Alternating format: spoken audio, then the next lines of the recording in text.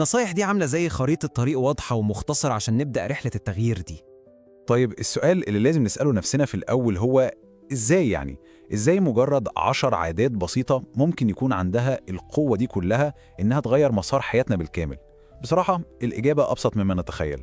الفكرة كلها إنها مش مجرد كلام نظري بنسمعه وخلاص، لأ، دي أفعال، حاجات صغيرة قوي بنعملها كل يوم، ومع التكرار بتتحول لقوة جبارة بتغير كل حاجة حوالينا. تمام، ندخل في الموضوع على طول بقى. شوفوا، رحلة الحرية المالية وتطوير نفسنا دي مش سباق 100 متر، لا دي عاملة زي الماراثون بالظبط. النجاح فيها مش بيجي بقفزات خيالية فجأة كده، لكنه بيتبني خطوة بخطوة، خطوات صغيرة بس مستمرة. والأهم من أي حاجة هو إننا نبدأ صح عشان ما نجيش في نص الطريق ونزهق ونقف. خريطة الطريق بتاعتنا النهاردة متقسمة ل3 محطات أساسية. أول حاجة هنتكلم عن إزاي نظبط عاداتنا المالية، بعد كده هنشوف إزاي نستثمر في أهم أصل عندنا وهو نفسنا، وآخر حاجة هنتعلم إزاي نصمم أيامنا عشان نحول الأهداف دي لحقيقة. يلا بينا نبدأ بأول وأهم جزء، إتقان العادات المالية. ده بالظبط عامل زي الأساس، لو بنيناه صح كل اللي جاي بعد كده هيبقى سهل ومتين. وأول نصيحة واللي يمكن تكون أهم نصيحة مالية ممكن أي حد يسمعها في حياته: عيش بأقل من اللي معاك. المعادلة هنا محتاجة تتغير في دماغنا.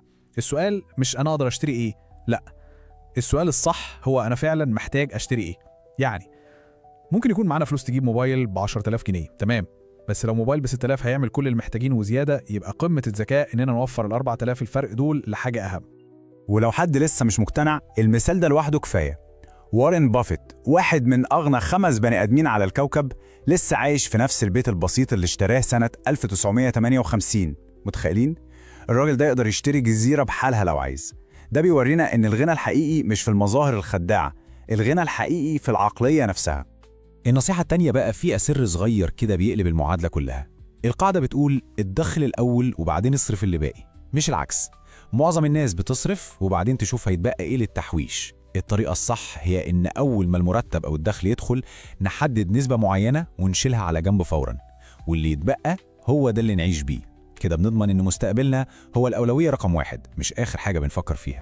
طيب تمام، حوشنا الفلوس وشلناها على جنب، هل كده إحنا في إيمان؟ للأسف لأ، في وحش خفي لازم ناخد بالنا منه عشان نفهم النصيحة الجاية. الوحش ده اسمه التضخم. ببساطة كده، التضخم ده هو اللي بيخلي ال 100 جنيه اللي في ايدينا النهاردة السنة الجاية تشتري حاجات أقل. يعني الفلوس اللي بنحوشها وبنركنها دي قيمتها بتقل مع الوقت وهي نايمة في مكانها. طب والحل إيه؟ الحل كلمة واحدة: الاستثمار. الاستثمار هو السلاح الوحيد الفعال ضد التضخم. التحويش بيحمي الفلوس إنها ما تتصرفش، ماشي، لكن الاستثمار هو اللي بيخلي الفلوس دي تكبر وتنمو وقيمتها تزيد مع الوقت عشان تقدر تهزم التضخم ده. ودلوقتي خلونا ننقل للمحطة التانية في رحلتنا. المحطة دي ممكن تكون أهم بكتير من الفلوس نفسها، وهي الاستثمار في الذات. لأن في النهاية أغلى أصل أي حد فينا بيمتلكه هو نفسه، هو عقله وقدراته. النصيحة الرابعة ممكن نلخصها في مقولة بسيطة قوي بتقول: القادة قراء. القراية هي أرخص وأسرع طريقة ممكن نطور بيها عقلنا. فكروا فيها كده، كل كتاب بنقراه هو عبارة عن خلاصة سنين من خبرة وتجارب شخص تاني، بنحصل عليها في كام ساعة بس. ودي بقى قاعدة من أهم قواعد الحياة ومحتاجين نقف عندها شوية. كل واحد فينا هو متوسط أكتر 5 أشخاص بيقضي معاهم وقته. جملة مرعبة شوية، صح؟ لو الناس اللي حوالينا طول الوقت ناس طموحة وإيجابية، غصبا عننا هنلاقي نفسنا بنتشد معاهم لفوق، والعكس صحيح للأسف. عشان كده اختيار دايرة معرفنا وأصحابنا ده قرار مصيري. النصيحة السادسة بتفكرنا بحقيقة مهمة قوي: التعلم ده رحلة ملهاش خط نهاية. احنا عايشين في عالم المعلومات فيه بتتضاعف كل فترة بسيطة جدا. اللي بيبطل يتعلم بيخسر مكانه. والقاعدة هنا واضحة ومباشرة: كل ما الواحد بيتعلم أكتر قيمته بتزيد، وبالتالي قدرته على إنه يكسب فلوس أكتر بتزيد معاه. ونيجي بقى للنصيحة السابعة اللي هي ببساطة البنزين اللي بيمشي كل العربية دي: الصحة. النوم الكويس والأكل الصحي والرياضة دي مش رفاهيات يا جماعة، دي أساسيات. دي هي اللي بتدينا الطاقة والتركيز عشان نعرف نشتغل ونتعلم ونطبق كل الكلام اللي فات ده. من غير صحة كويسة كل النصايح اللي فاتت دي ملهاش أي قيمة. كده نوصل للمحطة الثالثة والأخيرة: تصميم أيامنا. هنا بقى الكلام النظري بيخلص، وبنبدأ نحول كل الأفكار والنوايا الحلوة دي لخطوات حقيقية، لأفعال على أرض الواقع. النصيحة التامنة بتقدم لنا طريقة عبقرية عشان نحقق أي هدف كبير مهما كان من غير ما نحس بالضغط أو بالإحباط. الفكرة كلها في التكسير. بنمسك الهدف السنوي الكبير ده ونكسره لأهداف شهرية أصغر، وبعدين نكسر الأهداف الشهرية دي لمهام أسبوعية، والمهام الأسبوعية دي نكسرها لخطوة واحدة بس كل يوم، خطوة واحدة بس. بالطريقة دي بنلاقي نفسنا في آخر السنة مشينا 365 خطوة ناحية هدفنا الكبير من غير ما نحس بأي مجهود خرافي. النصيحة التاسعة بتضيف بعد إنساني مهم جدا للرحلة دي كلها: اعمل الخير. والخير هنا مش معناه فلوس بس، لا خالص. الخير ممكن يكون معلومة مفيدة حد يشاركها مع غيره، ممكن يكون كلمة كويسة أو حتى مجرد ابتسامة. الطاقة الإيجابية اللي بنخرجها للعالم دي سبحان الله بترجع لنا تاني، وفي الأوقات اللي بنكون محتاجينها فيها بالظبط. وأخيراً النصيحة العشرة، دي بقى عاملة زي البوصلة اللي بتوجهنا عشان ما نتوهش في الطريق.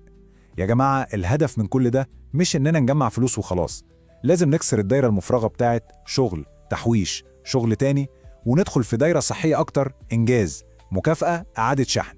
نشتغل ونتعب وننجز، وبعدين نكافئ نفسنا ونستمتع بثمرة مجهودنا ده عشان نقدر نشحن طاقتنا ونكمل، لأن الهدف الأسمى في النهاية هو إننا نعيش مبسوطين. طيب، كلام جميل جدا، بس بعد ما سمعنا ال10 نصايح دول بيجي السؤال الأهم: نبدأ منين؟ نعمل إيه بالظبط؟ إيه الخلاصة العملية لكل ده؟ وهنا أهم نصيحة في التطبيق العملي كله، وركزوا معايا فيها: اوعى حد يحاول يطبق ال10 نصايح كلهم مرة واحدة. ده أكبر فخ ممكن نقع فيه، لأن النتيجة الحتمية هتكون إحباط واستسلام بعد 2-3. الحماس الزيادة في الأول بيقتل الاستمرارية. الموضوع محتاج صبر وهدوء وتدرج. السر كله في الكلمتين دول: خطوة واحدة بس. كل المطلوب هو إننا نختار نصيحة واحدة بس من كل اللي فاتوا دول. ممكن نختار أسهل واحدة أو أكتر واحدة حاسين إنها هتفرق معانا دلوقتي، ونركز عليها هي وبس لحد ما تبقى جزء من روتيننا اليومي، عادة بنعملها من غير تفكير. ولما نوصل للمرحلة دي ساعتها بس نبدأ نختار النصيحة اللي بعدها. ودلوقتي السؤال الأخير لكل حد بيسمعني: من بين كل الكلام اللي قلناه ده، إيه هي الخطوة الواحدة اللي هتختارها عشان تكون دي بداية رحلتك؟ فكروا كويس في الإجابة، لأن الإجابة على السؤال ده مش مجرد كلام، دي بداية التغيير الحقيقي.